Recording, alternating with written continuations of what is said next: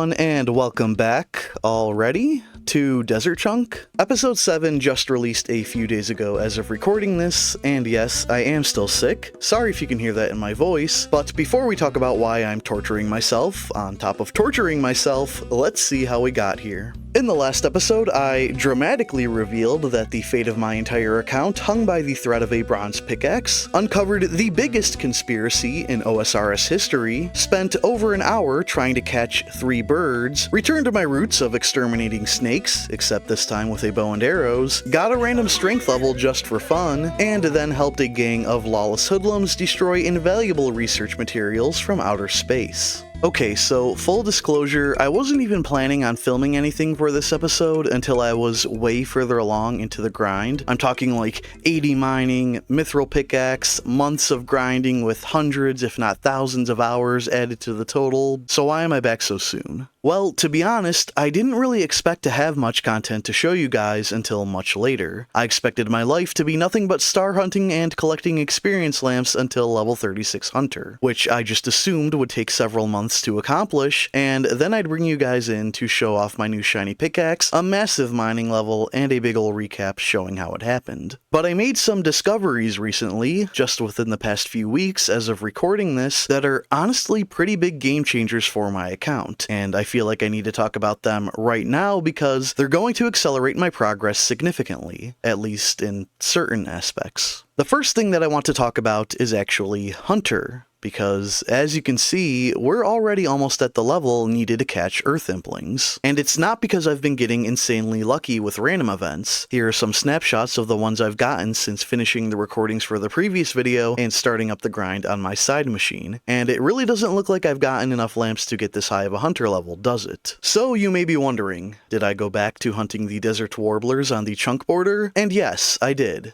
But not the ones you saw in the last episode. You see, after managing to lamp to 17 Hunter, the first level at which I'm able to catch any sort of implings at all with my nifty net from the Narda Hunter shop, I got a bit bored waiting around for stars and decided to scout out my Elid North Bridge chunk for baby implings because I had seen quite a few implings passing by while I was trying to catch the warblers. Well, I didn't find any baby implings. Not that I really wanted to go and catch any other implings besides Earth implings because I don't really want to inflate my bonus item tab any further, which I did actually make, and I'll show you that a little bit later. But I was desperate enough to consider hunting lower tier implings to expedite the lamping process, until I walked to north. If you will recall, back in episode 6, I was so shaken up by finding the mysterious death item, aka the bronze pickaxe, that I neglected to fully explore the rest of the chunk. And had I walked the rest of the way north after finding the short bow, as I did just a few weeks ago while sniffing around for implings, I might have noticed an entire flock of golden warblers right here just above the northeastern border. And here's the thing, these warblers don't just get close to the border, a couple of them actually wander several tiles in to my unlocked chunk, without even being lured by the trap, and this happens fairly reliably. Okay, so I hopped worlds because I feel like some of them have better wander ranges than others for these warblers. I don't know if that's true or not, but look at this guy. Look at that. He was just in my border for a solid several seconds, just legitimately right here. You guys saw that. The first golden warbler that I caught in episode 7 took about 10 minutes to come to roost. The one I actually caught on camera took 21 minutes, and I only ever managed to catch 3 warblers overall. In fact, I actually gave up trying to catch a 4th one when I was less than 10 XP away from a level and just went and lamped it instead because I had spent over an hour getting absolutely nowhere, hopping worlds and everything. In stark contrast, the first time I tried hunting up here, I caught 4 golden warblers in just 9 minutes. Now, while I said that this spot is much more reliable, or in other words, repeatable, it's still not the most consistent. While I may have caught 4 birds in 9 minutes, I've also gone up to 10 or so minutes without getting a single catch, and filling up the rest of my inventory can sometimes take me over an hour. So it hasn't been blazingly fast, but it was much faster than waiting for lamps, which I could also in fact do while hunting the warblers. And speaking of lamps, here's a fun fact. Random events can't actually spawn while there's a crashed star active, so you'd have to wait until the star goes away and you've reached your 5-minute event eligibility threshold in order to get events while mining stars. I actually kind of like it this way because because star mining passes so much time and it's very AFK, so it doesn't feel like it, and then hey, suddenly there's a random event. Okay, so now that we've mentioned crashed stars, let's talk about them, because I was actually wrong in more ways than one when I talked about how my 90 mining grind came to be last episode. Obviously, as I eventually discovered, both I and the chunk picker missed the bronze pickaxe that spawns in the quarry right here, so the Elid North Bridge chunk wasn't actually necessary to initiate the grind. And I shouldn't have even been able to roll it in the first place, but oh well, it happened, it's here to stay. Source chunk fixed the quarry and the chunk picker for anyone who rolls it going forward, and it's all good. But I was wrong about something else during my exposition, which is the fact that Narda actually isn't even a necessary link in the chain for the shooting star task to appear. You see, the desert quarry itself is also the site of a shooting star spawn, which is actually the first major discovery I made thanks to the OSRS Shooting Stars Tracker website. So essentially, the desert quarry chunk in and of itself is enough to unlock the entire 90 mining grind. Like, if you started your account in that chunk, you would just have the tier 9 star task right off the bat. Good luck to anyone who's crazy enough to try it. Okay, but why is this second star location such a big game changer? Well, the Star Tracker site relies on community contribution. Basically, star locations only appear on the list if encountered by a player who has the Star Miners plugin. Generally, what this means is that the more heavily trafficked an area is, the more likely it will be for a player with the plugin to come across it. And, well, as it turns out, Narda Bank is not exactly the most heavily trafficked. It's not always easy to find a Narda Bank star listing. Sometimes I'll go hours without seeing one, especially when it's late at night where I am,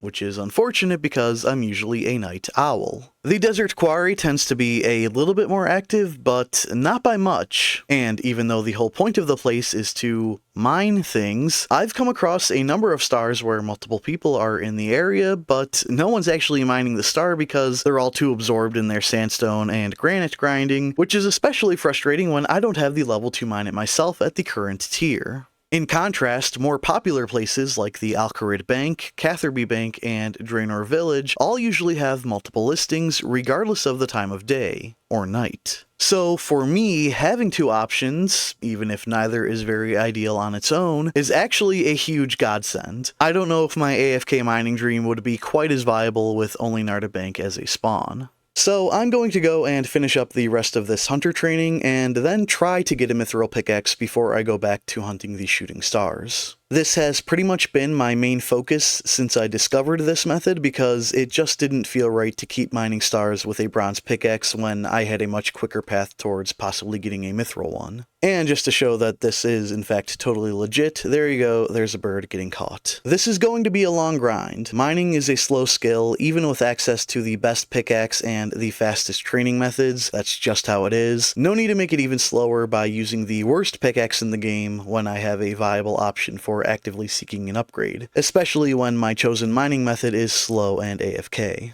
And as we finish up yet another inventory of golden warblers, let me tell you about the final game changer I discovered for my account. Now, mind you, this discovery is much less impactful to my actual progression, but I was actually way more excited about it, to the point where I actually got up from my desk and started nerding out when I stumbled across it. And I do literally mean stumbled across it, because I was actually running back from a warbler trip just like this when, as I passed over the shortbow spawn on the ground here, I noticed that it had a high elk value of 30 GP. And I'm sure you're thinking I'm absolutely insane for getting excited over something with a 30 GP high elk value, and I mean, that's completely accurate, but guys, do you realize what this means? Also, there's a gourmet impling floating around. It means that I can sell this shortbow for 27 coins to the Polnivniche General Store, which I will do right now, and that's 27 coins for a trash item that I only need one of, can get pretty much infinite amounts of through world hopping, and is worth 3 coins more than my previously most reliable source of income. A very important resource that it kills me to waste,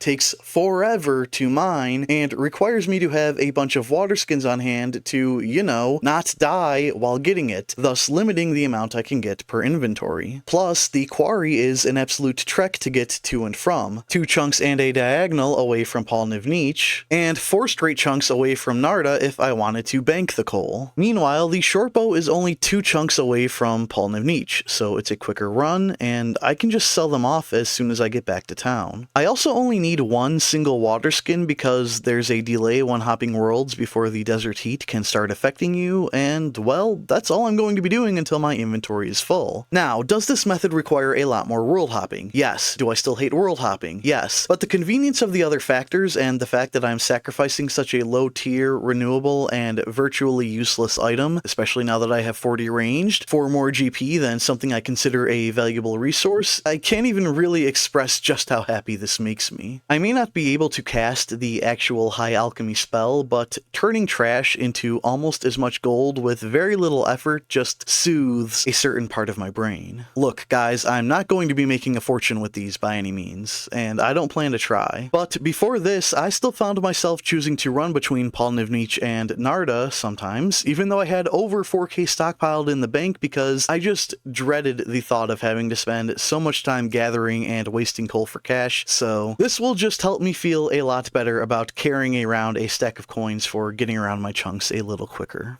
And here is, at long last, level 36 Hunter.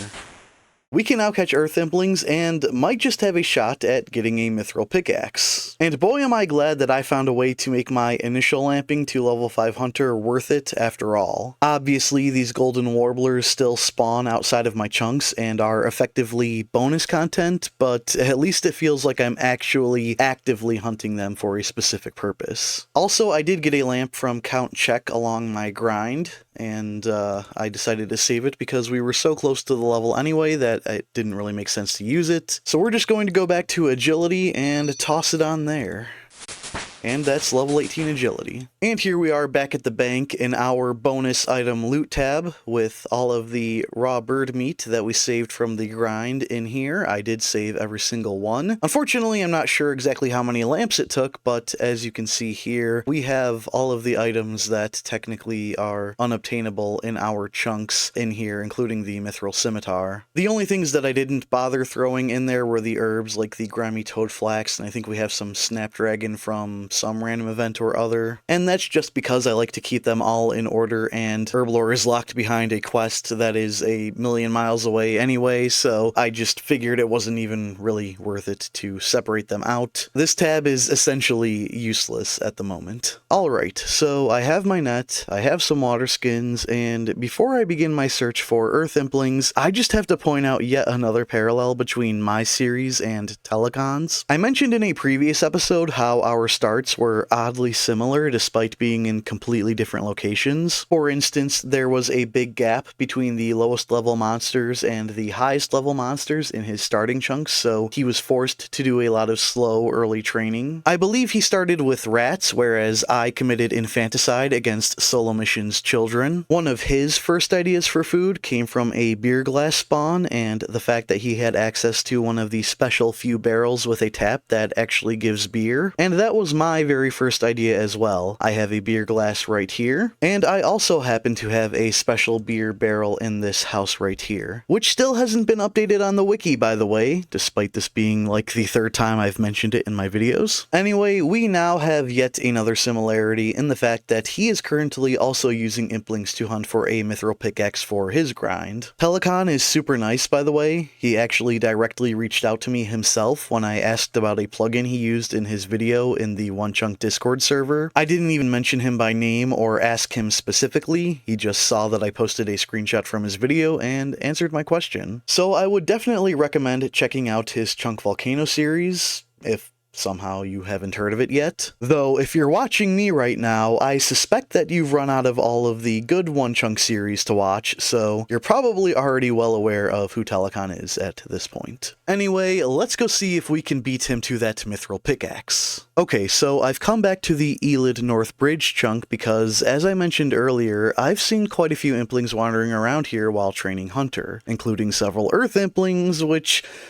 Anyway, more than that, I've also seen 2 implings wandering around here at the same time, likely due to the convergence of implings from the chunk north of Polnivnich and from that little corner around where we were catching the golden warblers earlier. So the plan is simple. We hop worlds, we try to find Earth implings, we catch them, hopefully without accidentally leaving our chunk borders, and we pray to Icthlorin that we get the mithril pickaxe sooner rather than later. We'll see if that happens. Now, I'm hunting Earth implings specifically, and I don't really plan to get any of the other ones, but I will try to catch gourmet implings because they only really give me food, and I could use some better food. What is this, frog spawn?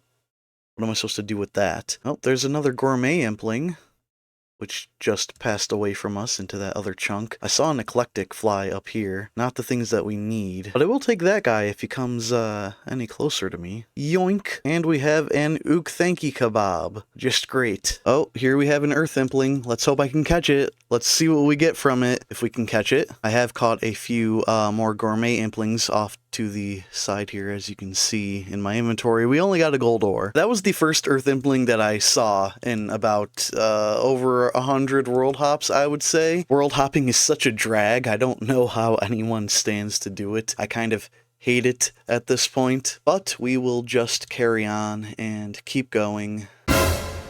Another Earth impling just showed up on my radar somewhere down here. Have I lost it already? Where'd it go? I swear I saw, there it is. It just flew out of my sight. Let's see what we get this time. No, don't go over the water, please. Okay, please stay. No.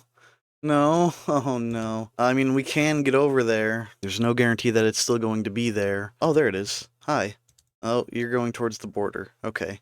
I guess I'll just try to wait for you to come back over then. I see how it is. I see how this is going. You're gonna fly over the mountain? Brother, please. Oh, this is infuriating. Guess we're going all the way back. And I'm out of run energy, so that's not great. Why are you doing this to me? Oh, come on, come on.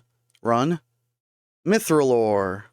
Awesome. So guys, I just learned, you can see my steel axes down there on the ground. I just learned that you can actually cut cacti with a butterfly net. That's hilarious. I've got to show this to Source Chunk. That's funny. Another Earth impling here. Let's see if we can grab it. No. Okay. What did we get? An Earth Tiara. Interesting. Okay, so I happen to notice that the Eclectic Implings can also drop a Mithril Pickaxe, though this time at a rate of 1 in 10, which is 10 times better than what the Earth Implings drop it at. The only problem is Eclectic Implings require level 50 Hunter to catch, so I don't think that's a very realistic goal. I feel like that would just waste more time than it would end up saving. But I have been seeing quite a few Eclectic Implings, and I haven't been seeing very many Earth implings. Literally the next world that I hop to, there is an Eclectic impling hanging out just right here. So is that a sign? I don't know. That's just, you know, really painful, but I think that's the way things are kind of going for me. I see the things that I can't get, and then I never end up seeing the things that I actually do need when I can get them, so I'm sure the same thing would happen to Eclectic Implings. I'd get to 50 Hunter, and then I'd just never see a single one for the rest of my life. Bro, another one, just a few worlds later. What the hell is going on? Is this a sign? What is that? Gourmet?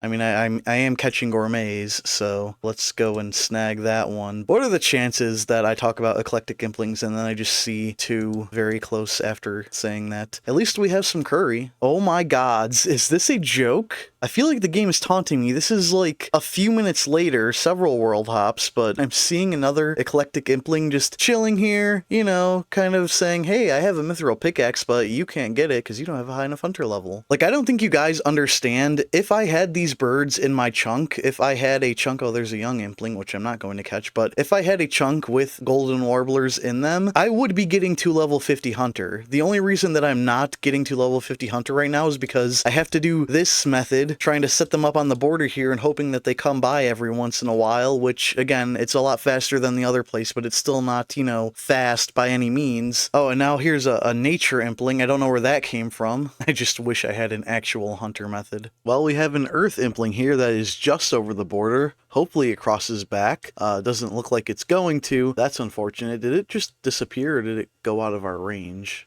Not entirely sure. I'll wait around here just a little bit longer, just in case it comes back. Alright, well, it's been a couple minutes, and I have not seen it come back yet, and the way it kind of disappeared when it wasn't even that far out of our range kind of makes me fear that it might not be coming back, so that's unfortunate. Oh, there is an earth impling just up ahead here. Let's see if we can catch this one.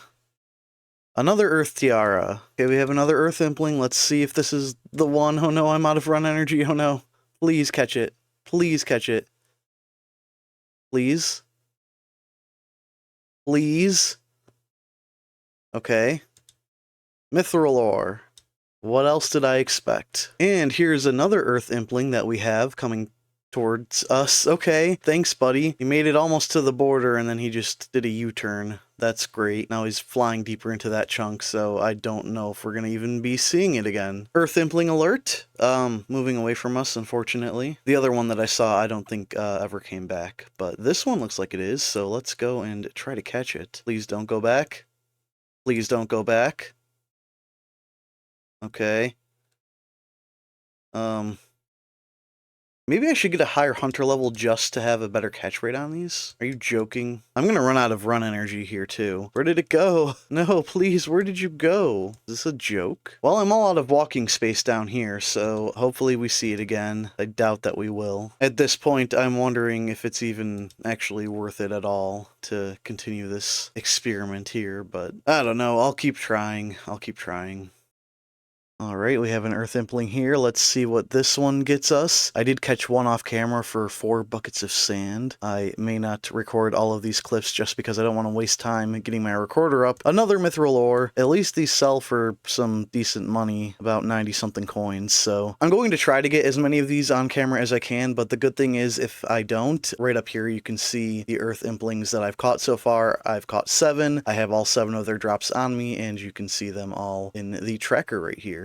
Okay, just hear me out, guys, because this process is kind of driving me crazy. I'm sure I haven't spent an exorbitant amount of time on this grind, but if we look up here at my random event estimation timer, I am like 3 hours overdue for my next event because I've just been consistently world hopping. It's been brutal, it's been painful, I feel very demoralized. I know I haven't given it, you know, the most amount of tries yet. I have like 15 combined implings caught, I get that. I know there's a guy just riding by on a carpet. Anyway, what I'm thinking is that I might just bite the bullet and try to go for level 50 hunter so I can catch eclectics as well. I've crunched the numbers and it's not great, but if you take my current hunter experience that you can see right here and you subtract it from the 101,333 experience I believe I will need for level 50, and then you divide that amount of XP by 47, and I think it's not exactly 47, it might be 47 point something, but I'm not sure what it is. The wiki just listed as 47. I've seen 48 drops sometimes. But anyway, if we divide those numbers, that brings us to just over 1,600 golden warblers that I'll need to catch, and I think I've already caught over 400 of them, but there are some upsides to this idea as well. For one thing, staying still in the same world will actually give me the ability to generate experience lamps, and since I discovered in a previous clip that the net can actually be used to slash cacti, I can just have it with me in my hand. I won't need to fill up this extra inventory space with my steel axe because I can just do it with my net. So while I am catching the golden warblers, if an earth impling happens to fly by, I can still go and catch it. So it's kind of like a win-win. I either level up past my problems, which I'm sure it wouldn't surprise you to know is exactly how I played Pokemon back in the day. I just over-leveled for all the problems. But yes, so along the way of over-leveling for my my problems, I will also potentially have the chance of just getting lucky, potentially pulling a mithril pickaxe before I even need to reach level 50. So I'm going to go back to catching those golden warblers, and I guess I'll see you in a lot longer than I expected I would.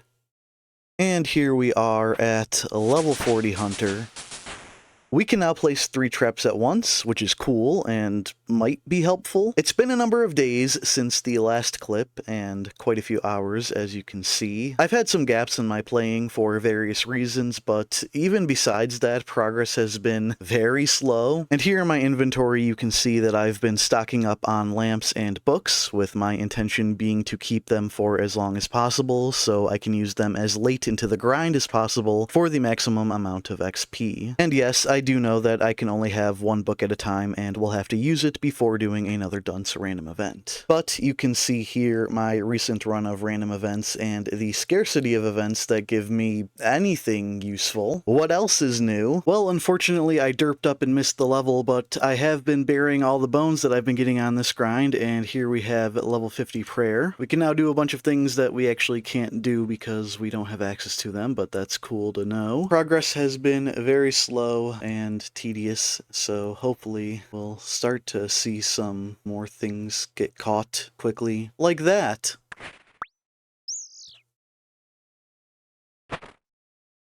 Hello guys.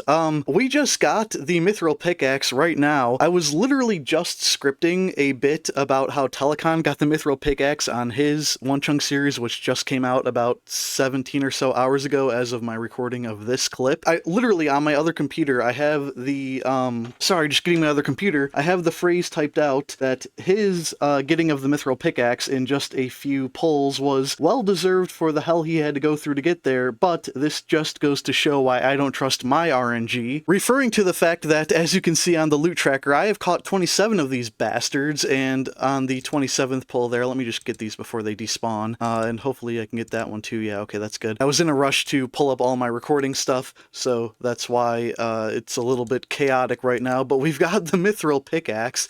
That's pretty epic.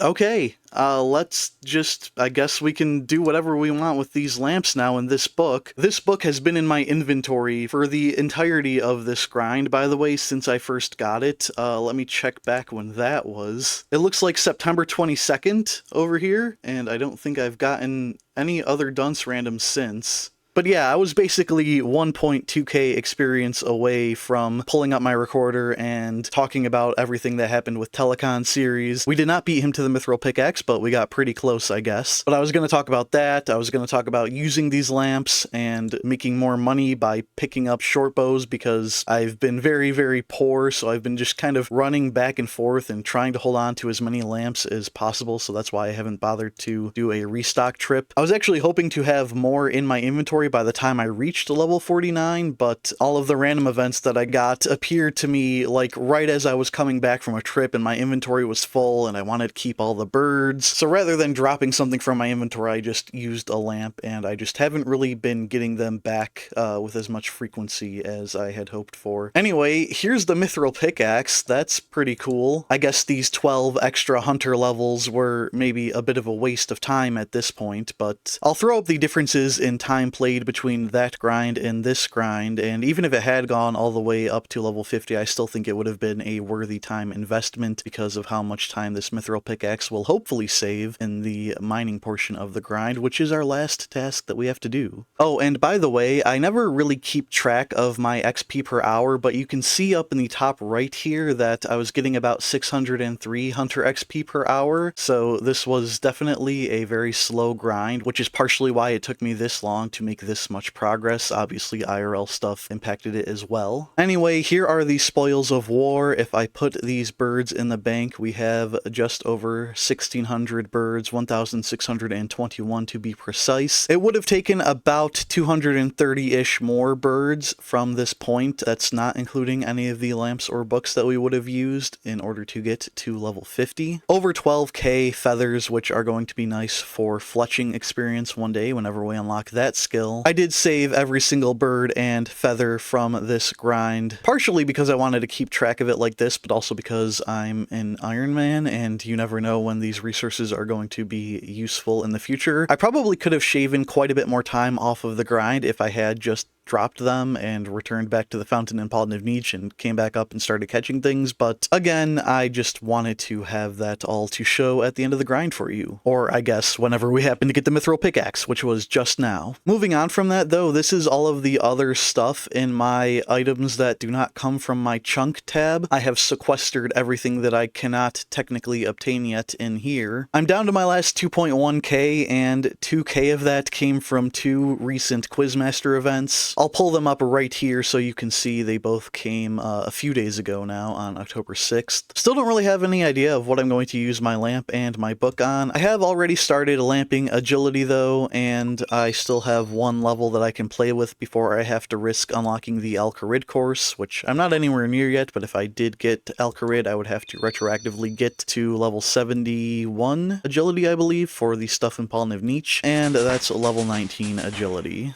Alright, so I have a decent amount of money on me, and a strength potion that I just got from Dr. Jekyll. Plus I have about 4.5k in the bank, so I'm going to call that good enough for now, and start talking about this mining grind and why this Mithril Pickaxe is such a huge upgrade. And I'll give you both an anecdote and some more concrete numbers in order to prove that. Firstly, the anecdote, and this is something that happened to me just a couple of days ago, actually. I was running back to Narda to bank, and I happened to notice a tier 6 star that was about halfway through the level when I showed up. Now, while I wasn't actively hunting the stars during my grind for the Mithril Pickaxe, I was still mining the ones I happened to come across just by pure chance. Because, you know, why not? So I'm sitting there mining it, and meanwhile, I'm busy on my side machine doing the contact quest on my main account, and at some point I needed to use a bank, so I decided just to run up to Narda. The star was almost done with tier 5 at that point, and I figured that I may as well just wait a minute and start mining it on my main account as well. So I grab my rune pickaxe, wait just a little bit more for it to get to tier 4, because I was only level 45 on that account, and then I start mining, a full 1.5 tiers after my chunk account had started mining. And do you know how much Stardust I ended up with on both accounts by the end of it? Well, I'll show you, because I took screenshots. My main account ended up with 326 Stardust and got 2 levels out of it, so from 45 to 47. Meanwhile, my chunk account, which started off on tier 6, was 20 mining levels higher and had bonus Stardust active, only ended up being 30 Stardust ahead at 356. If I account for the bonus Stardust and divide by 2, that's only 178 base Stardust. The rune pickaxe just so far outclasses the bronze one. But why is that? Well, thanks to this chart on the OSRS wiki, we can see that the bronze pickaxe takes 8 ticks between rolling for a chance to actually get something from the mined rock. The rune pickaxe, on the other hand, takes only 3 ticks to do that, which is more than twice as fast, about 2.6 repeating times. The wiki also says that the tier of pickaxe doesn't actually affect the success rate, which means that my level 45 to 47 lower rate main with a rune pickaxe got almost double the amount of Stardust as my level 65 chunk account with a bronze pickaxe, and in less time. I think I can do some basic calculations to surmise that had my accounts started at the same time and been at the same level, I could have gotten about 474 Stardust on my main. As for the Mithril Pickaxe, well, it rolls a chance to mine every 5 ticks, so obviously not as good as the Rune Pickaxe, but it's still 1.6 non-repeating times better than the Bronze Pickaxe. And doing the same basic calculations as before, we would have gotten an estimated 284 Stardust on the chunk account had it been wielding a Mithril Pickaxe. So as we start hunting down these stars and getting back into our final grind, let me take you through my plan and the evolution of my thought process. I mean, quite simply, the plan, as I've already stated, is just to mine shooting stars until level 90. That's the short version of it. But how viable actually is that, and how long could I expect it to take? Well, each successful Stardust mining attempt gives 32 XP. And yes, this is true even when the bonus Stardust is active. Double dust does not mean double XP, it's just 32 per success. But after a bunch of messing around with very inconsistent estimations of how much Stardust I was getting per star, I realized that I could just use the amount of Stardust itself to calculate how much XP I was getting in any given period of time. And this realization allowed me to experiment with different daily goals. For instance, if I mined 5,000 unboosted Stardust a day, I would gain 160,000 experience. From level 65 to level 90, the XP differential is 4,896,904, so 5,000 Stardust a day would see the grind finished in a little over 30 days, about a month. Unfortunately, I was getting nowhere near 5,000 Stardust at the start of this grind. I was struggling to get 1,000 Stardust. Actually, I think that only happened one time. Between the suboptimal mining levels and the bronze pickaxe, in addition to the less frequented spawn areas of my stars and the odd hours at which I tend to play, I just wasn't finding many stars or getting the most out of them when I did find them. 1,000 unboosted Stardust is the equivalent of 32k XP, meaning it would take just over 153 days to reach the end of the goal, maybe a little less since I'm already partway through level 65. The good news is, this is a grind that will speed up the further along it gets. I may be stuck with Mithril as my best pickaxe, unless I want to slowly train in Lamp Hunter up to level 89 to hunt Lucky Implings for a chance at a rune pickaxe, which I really don't, but my success rate will continue to go up with each level, meaning more overall dust per star and more of a chance to be able to mine the stars that I find on my own, which helps when I'm often the only one there, unlike what you see around me currently. Anyway, I'll have to do some testing over the next few days to see how much Stardust I can reasonably manage to get in just a regular day. I will try to get on a bit more during the primetime hours if I can, which will hopefully give me more stars to mine, because that's kind of going to be the biggest limiting factor, honestly. But we'll see how it goes.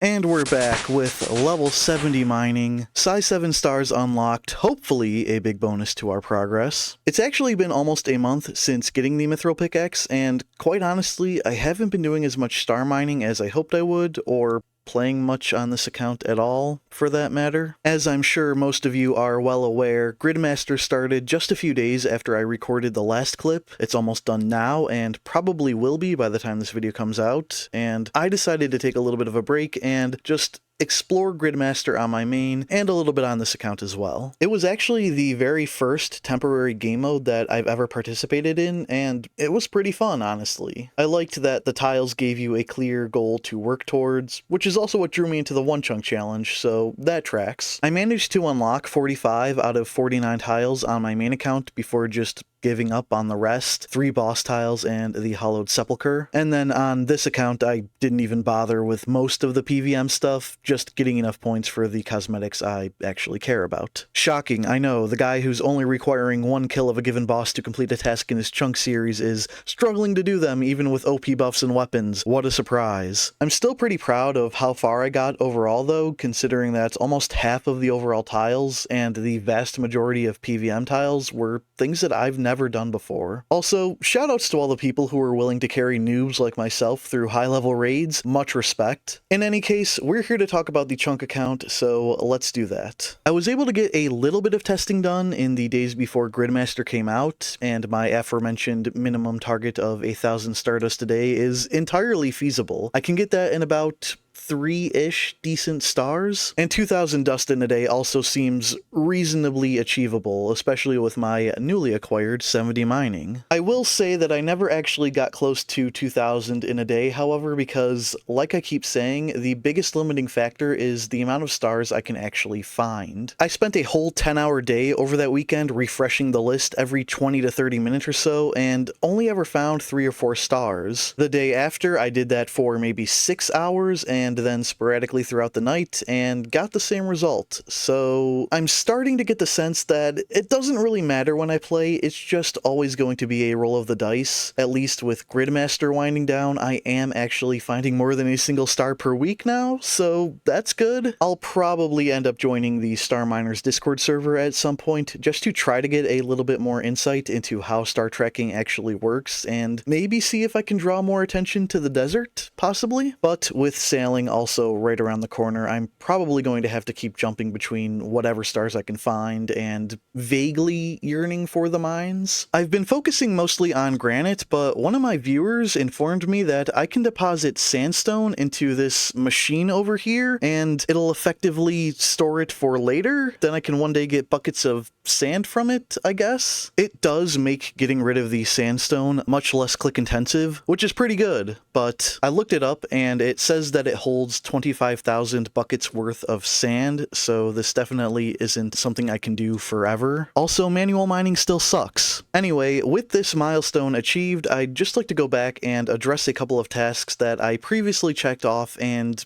maybe shouldn't have? I'm talking about the two quests we've started so far, Anakra's Lament and Spirits of the Elid, because I think I may have misinterpreted what the chunk picker considered to be a step. I was trying to go by what it says on the wiki, but I was informed by source a little while ago that the chunk picker apparently has its own quest step delineations. It's still a little unclear to me, but I'm just going to see if there's any other progress I can possibly make, starting with Anakra's Lament. I alluded to this in the editing of the previous video, but I was wrong in thinking that I didn't have access to a chisel. I absolutely do. It's right here in the Narda General Store, and I actually already had one in the bank. So if we go back into the chunk picker and get the details for the quest step, it says that all I have to do is talk to the guy and give him some sandstone, which I did, but, well, I have a chisel. And even though the quest says I need level 50 crafting to complete it, I'm not sure exactly which step it's needed for, so let's just see what happens when I use it on the block of sandstone from my bank right here. You need a crafting level of 50 to carve this. Okay, so I guess that really is as far along in this quest as I can go. But now let's talk about the other quest, Spirits of the Elid. And having just recently done that quest on my main, I already know that there's one more NPC that I could have talked to, the priestess in this temple here. But I'm heavily considering just dropping the partial quest completion rule, honestly. Yeah, I know, another rule debate after I said I was pretty much all set. I hate it too. I've just come to learn that there's something I don't like about starting a quest and potentially not being able to pick it back up for weeks, months, or even years. I'd rather just do it all at once. And we're about to hate it here even more because I have one more rule change to go over. I am so sorry. At least we're adding things to compensate for the thing that we're probably just going to take away. Collection logs. Remember when I said that the minigame collection log was the only one I cared about? Well, to be honest, I had very little clue about what was actually in each of the collection log tabs, and I didn't know that things like forestry and motherlode mine were actually in this other tab, along with revenants for some reason. Like,